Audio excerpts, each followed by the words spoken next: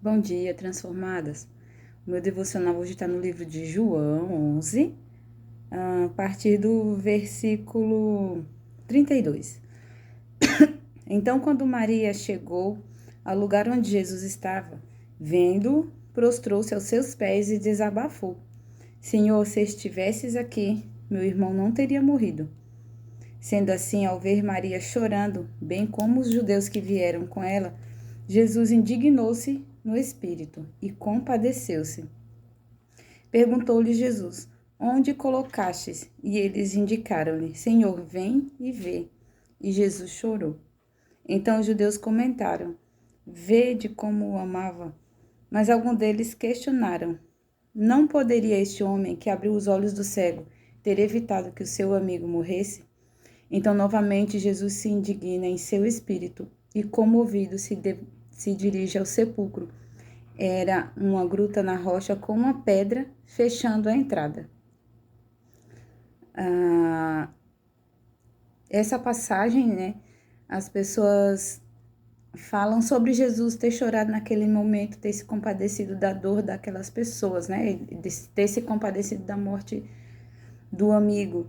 E é muito interessante essa visão que às vezes a gente está de fora, tem de ver alguém passando por uma situação, então a gente acaba deduzindo que aquela pessoa deve estar sentindo.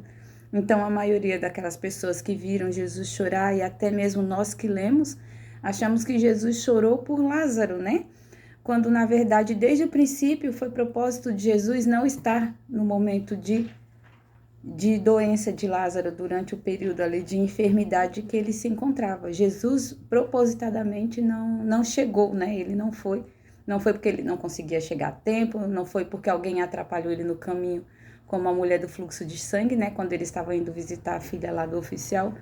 Não foi nenhum fator que atrapalhou Jesus de chegar a tempo, né? Durante aquele período. Mas sim, ele fez de propósito, porque ele queria demonstrar, né, o poder dele, quem ele era, para que as pessoas, aquela situação pudesse ativar a fé daquelas pessoas.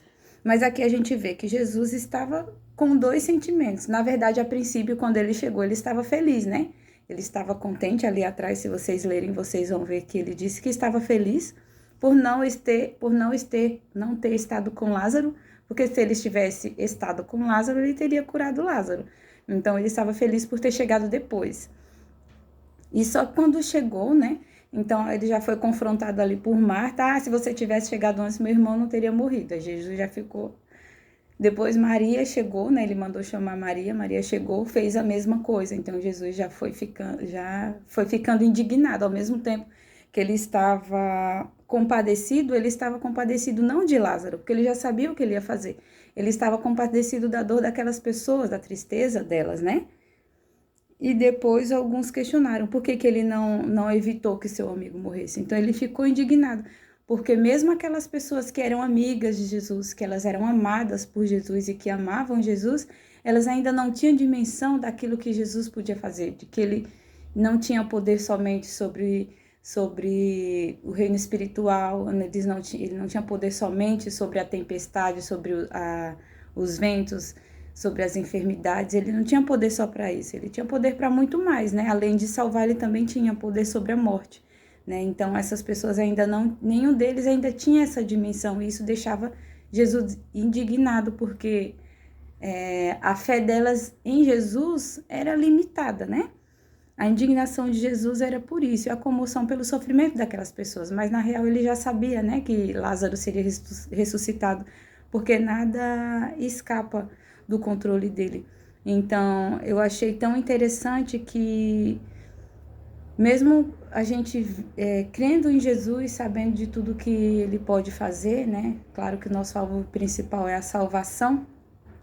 E o quanto Jesus, às vezes, ele deve ficar assim conosco também, né? Indignado, comovido, né? Porque nós podemos, tem coisas que ele pode fazer e a gente não consegue crer, não consegue alcançar por falta de fé. Então, creio que ele fica, né, comovido, fica indignado ainda nos dias de hoje, né? Mas a misericórdia dele sempre nos alcança, né? Ele acaba trabalhando de forma que todas as coisas cooperem para o nosso bem, né? Independente da nossa fé. E eu achei isso muito interessante, que às vezes até o próprio Jesus é incompreendido, né? Como hoje às vezes a gente lê as escrituras e acha, não compreende o porquê daquele sentimento dele, né? E que ele nos conhece, que mesmo assim ele tem misericórdia da gente, né? Como ele teve misericórdia de Lázaro, teve misericórdia daquelas pessoas e demonstrou o poder dele naquele dia. E hoje também eu quero, né, dar parabéns para a Ana, né? Hoje é o dia dela, um dia especial. Eu louvo a Deus, eu agradeço a Deus pela existência dela, né? Pela paciência que ela tem com a gente, né? Quantas vezes ela nos vê emaranhada em nossas próprias situações, né? Quantas vezes ela vê a gente ali sem fé, sem esperança, ela vem, ela ajuda em oração, ela ajuda numa campanha, ela aconselha, ela ouve, ela discipula, né? E quanta paciência, mesmo às vezes indignada também, vendo a nossa falta de fé, a nossa falta de atitude, assim como Jesus, mesmo indignado, foi lá e fez o que tinha que fazer. Às vezes ela é assim também. Então, Ana, eu só tenho a agradecer a Deus pela sua vida, né? Que esse dia se repita por muito tempo, porque é um prazer ter você em nossas vidas. Com certeza, as transformadas também se sentem dessa forma. Com certeza, elas também têm você como referencial, né?